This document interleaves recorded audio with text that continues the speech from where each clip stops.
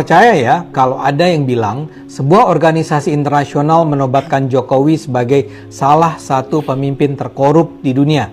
Itu kabar bohong.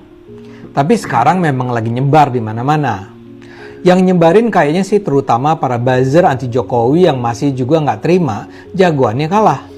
Tapi ini juga diangkat oleh para influencer terkenal seperti Rocky Gerung, Said Didu, Refli Harun, dan sejumlah lainnya. Orang-orang itu aja. Jadi organisasi yang dimaksud adalah OCCRP yang kantor pusatnya di Amsterdam, Belanda. OCCRP itu singkatan dari Organized Crime and Corruption Reporting Organisasi Project. Kriminal, Kalau di Korupsi, Indonesia ini ya dan jadi Proyek Pelaporan Korupsi dan Kejahatan Terorganisir. Mereka itu didanai lembaga-lembaga penting seperti Kementerian Luar Negeri Amerika Serikat, Open Society Foundation, USAID, dan juga National Endowment for Democracy. Intinya, OCCRP ini berfokus pada proyek investigasi untuk membongkar korupsi di seluruh dunia. Mereka punya jaringan jurnalis di seluruh dunia termasuk di Indonesia. Setiap tahun, OCCRP memilih tokoh yang layak disebut Person of the Year atau tokoh tahun ini. Tapi jangan bangga kalau disebut sebagai tokoh tahun ini, karena yang mereka maksud adalah tokoh yang bisa dianggap sebagai tokoh yang paling korup. Jadi image-nya buruk. Yang pernah terpilih di tahun-tahun lalu misalnya adalah Vladimir Putin dari Rusia atau Duterte dari Filipina.